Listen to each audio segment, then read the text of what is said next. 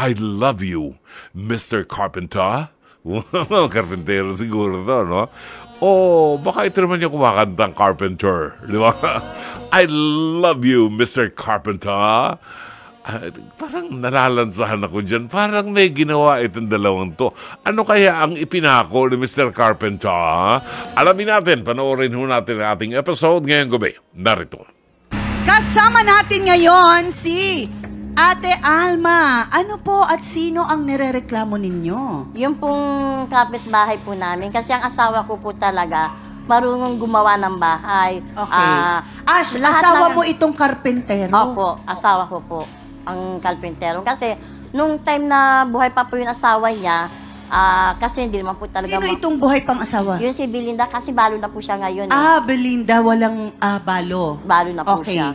Ano naman ang connection nito dun sa karpentero mong asawa? Kasi nung buhay pa yung asawa niya, kasi jeepney driver lang po siya.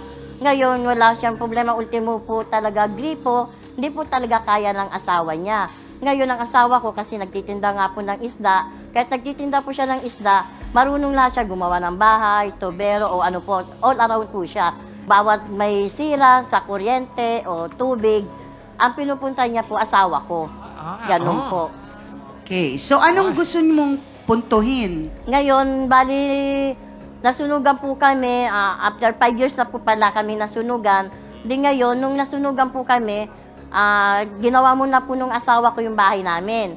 Tapos nung nakasilong-silong na po kami, tinawag niya po yung asawa ko na yung bahay naman nila muna ang gawin kasi nga sa pamamagitan po ng apo niya na wala pong masilungan. Okay, so anong problema mo, Ate Alma? Ngayon po, Hindi po siya nagbibigay ng bayad doon sa asawa yung bayad. ko. Opo.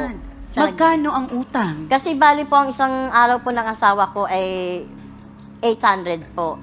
Ngayon, bali, pinakyaw po yun ng asawa ko ng, di ko alam kung magkano po. Tapos yung, ano na po, ganun na nga, nagtaka po ko sa kanya na bakit hindi niya na pinatuloy yung pagpagawa niya sa asawa ko ng bahay. Ganun nga po, talagang katwiran niya, wala po siyang pera, kasi isang street sweeper lang po siya. Kaya sabi ko, kahit street sweeper ka, magbigay ka kahit paano, kahit paabot-abot ka lang, kahit magkaan kasi nga. Ba't magkano ba eksakto? Bali, umano po talaga yun ng 15,000. Laki din ha? 15,000 So, nakamagkano ng hulog si Belinda? Ang alam ko po yung mga nasa 8K pa lang po. Siya ang sinasabing hindi tumutupad sa napagkasunduan. Totoo ba ito? Belinda, pasok!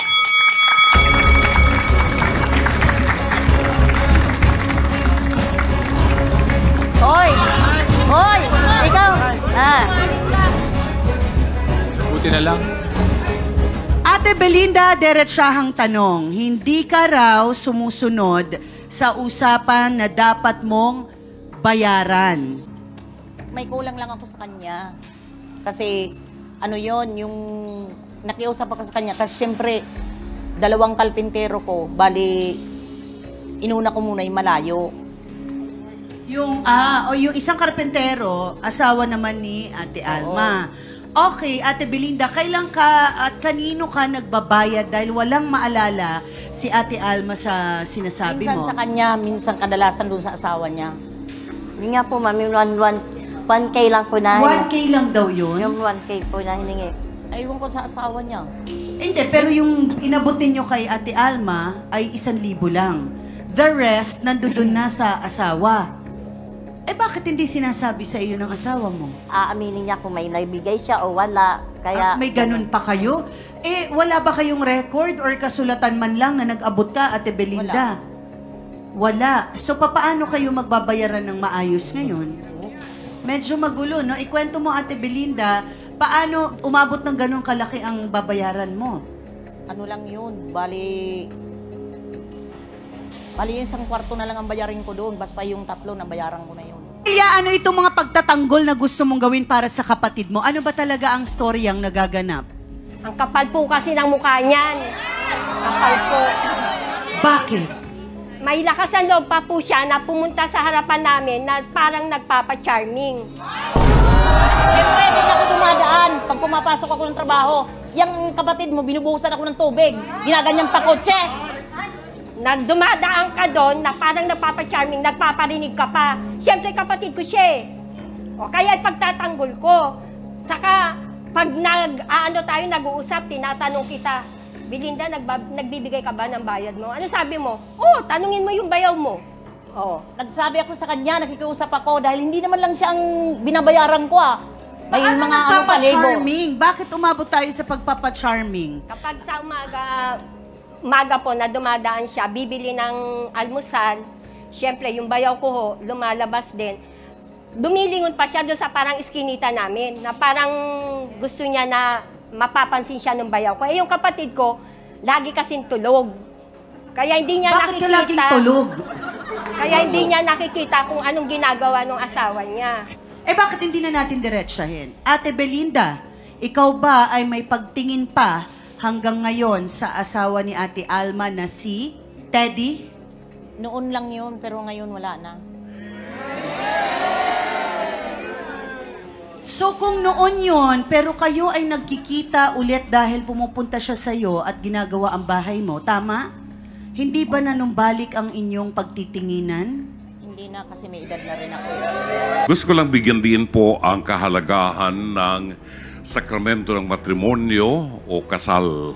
Ang dalawang mag-asawa ay magkaibang tao at pinag-isa lang kayo sa pamagitan ng kasal. Ang common denominator, love. Parang hindi ko nakikita yung init ng pagmamahal sa iyo. At bilang isang asawa, sang-ayon ako kay Teddy, may mga shortcomings ang mga asawa namin na nakikita namin sa ibang babae. At kung palagi naming nakikita sa ibang babae, nahuhulog kami doon. Now, kung may intensyon pa kayo na magsama, alang-alang sa isang pamilya, si Teddy, kung aamin sa kasalanan niya at hihingi ng tawad, akong magsasabi sa iyo, patawarin mo kung mahal mo pa siya, kung may respeto ka pa sa kanya, at may pagtitiwala ka pa. Pag wala yung tatlong binanggit ko, wag na kayo magsama. Teddy, gusto kong maniwala na meron pang sumisinding spark sa puso mo kay Belinda. At gayon din si Belinda. Si Belinda kasi, inamin na niya kanina, na siya'y nakipagrelasyon sa iyo sa gitna ng pakikipagrelasyon niya sa kanyang tunay na asawa nung nabubuhay pa. And that was very risky, Belinda. Ibinaba mo ng gusto ang pagkatao at ang pagkababae mo doon sa relasyon na yun na sana ay na-realize mong napakalaking pagkakasala sa iyo, sa mga anak mo, at sa Diyos.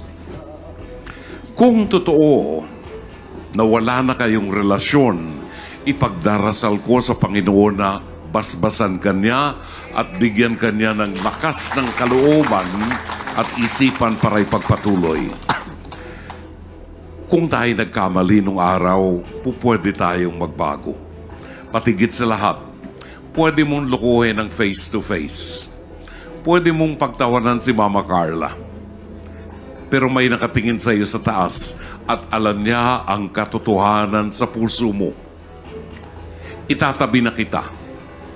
Kay Alma, hindi ikaw ang maniningil kay Belinda dahil hindi ikaw ang nagtrabaho. Yung asawa mo ang dapat na maningil. Kung hindi na siya naniningil dahil sa nabayaran na siya kung anumang bagay na ipinambayad sa kanya, that's his problem. Kaya niyong ilagay sa kahapon ang inyong nagdaang kasalanan, magbalikan kayo. At sayang ang sakramento ng matrimonyo. Maraming salamat. Maraming salamat, Dr. Love!